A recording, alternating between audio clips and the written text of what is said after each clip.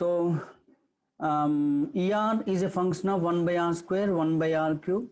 E theta is a function of 1 by r, 1 by r square, 1 by r cube. And H pi is a function of 1 by r, 1 by r square. Right? So what is 1 by r? 1 by r is called as far field region. Right? Far field or Fraunhofer zone, right? It is also called as Fraunhofer zone. And 1 by r square term is reactive near field, right? Reactive near field,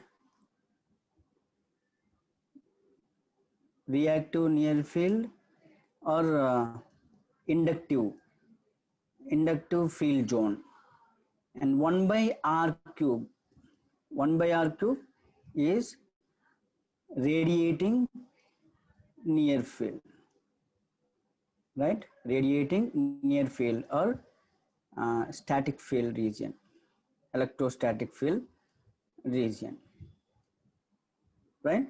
So 1 by r far field or Fraunhofer, 1 by r square reactive near field or inductive field region, 1 by r cube is called radiating near field or static field region, right? So these things we have discussed with respect to radiating fields, right? And then second one, radiation pattern, right? So we have drawn radiation pattern, right? So what is the radiation pattern here? Let us say this is the dipole, right? This is the dipole. So what is the radiation pattern? Radiation pattern is perpendicular to the dipole, like this, right? Perpendicular, H shape. It is an H shape, perpendicular to the dipole. So this is the radiation pattern, right? And see, if dipole is like this, right? If dipole is like this, the radiation pattern is like this, perpendicular to the axis. If the dipole is horizontal, right? If the dipole is horizontal, then the radiation pattern is like this, right? If the dipole is vertically oriented, this is the radiation pattern. If the dipole is oriented horizontally, this is the radiation pattern, right? So don't get confused. Sometimes I'm drawing like this and sometimes I'm drawing like this, right? So this is 90 degrees and 270 degrees, like that, right? So don't get confused, right? So overall radiation pattern is perpendicular to the axis of the antenna, right? Axis of the antenna in the sense a line passing through the antenna, right? So this is dipole. Axis of the antenna in the sense this is the axis, a line passing through the length of the antenna, right? A line passing through the length of the antenna, and that is called the axis of the antenna. That's it, right? And coming to the radiation pattern, where is it? Radiation pattern of half wave dipole. So radiation pattern of half wave dipole is also same, right? The structure is same, the shape is same, right? There is no difference. The shape is same. The only difference is directivity, right? So directivity are different.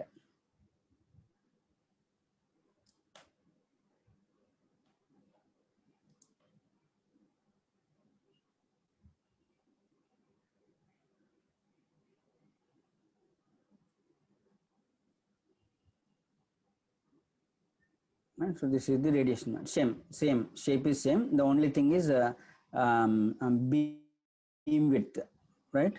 Or yes, beam width is different. And whereas for quarter wave monopole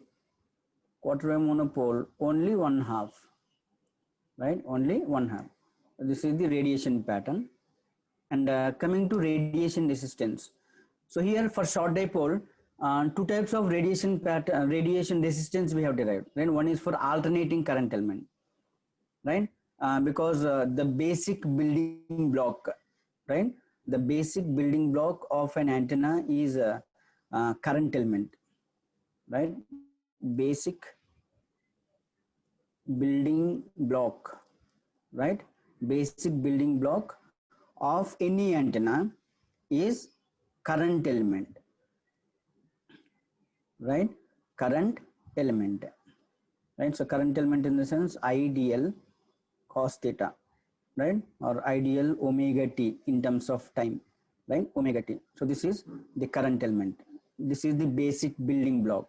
Basic building block in the sense with that block the antenna is constructed, right? With that block the antenna is constructed, and so that is the basic building block. Therefore, for current element, 80 pi square dl by lambda whole square ohms, or 970 and so on, right?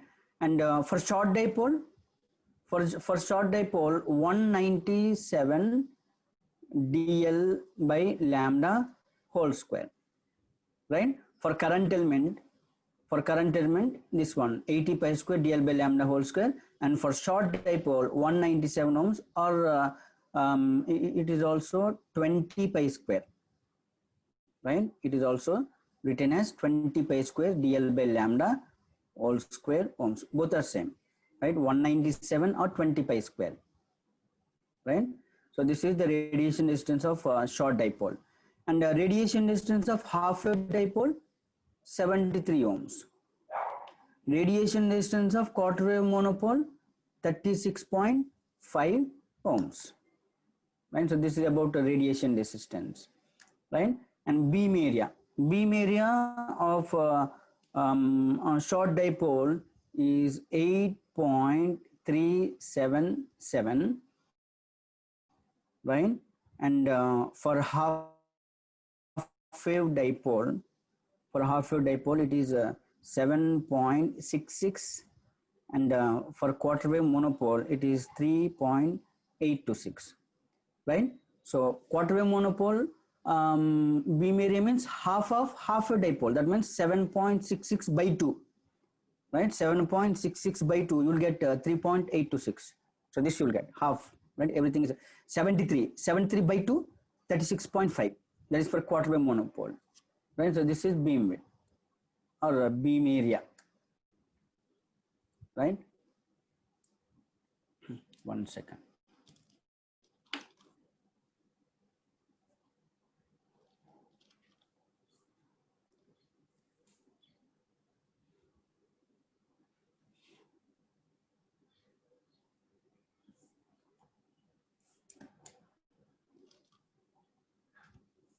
Yes.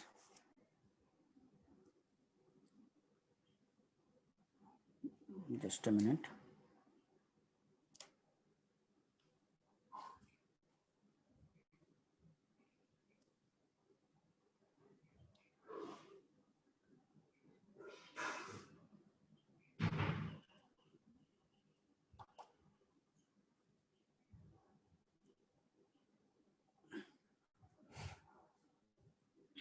Yes.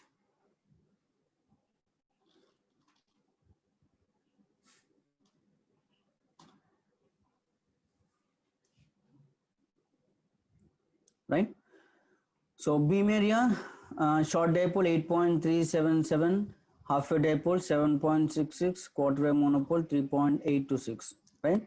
And coming to directivity, right? So directivity, short dipole 1.5, half wave dipole 1.64, and quarter wave monopole 3.2.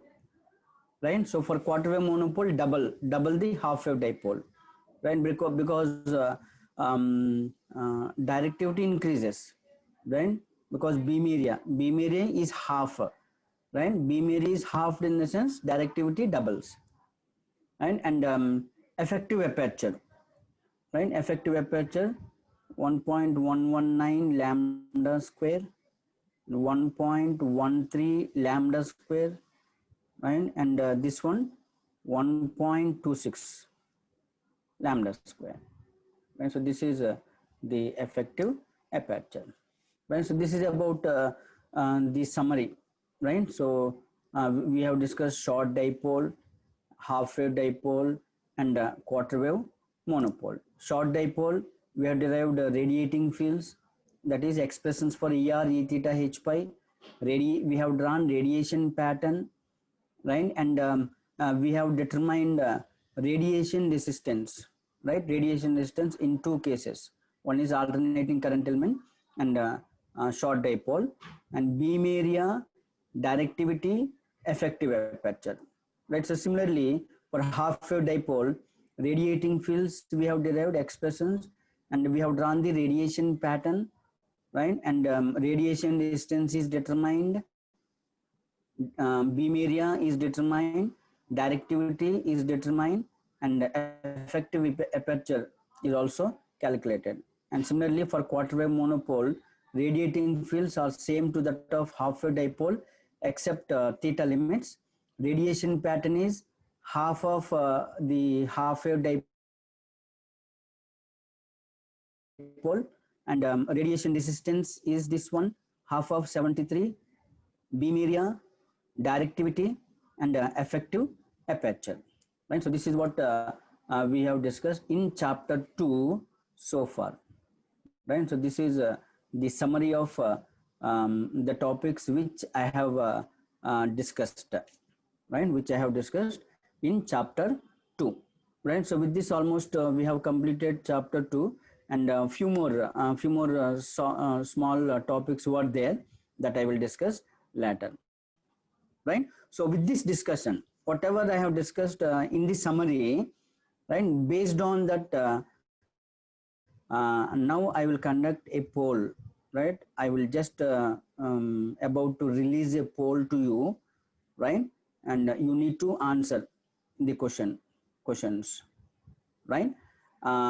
Before that, let me remove co-hosts so that they can also participate in the poll, right?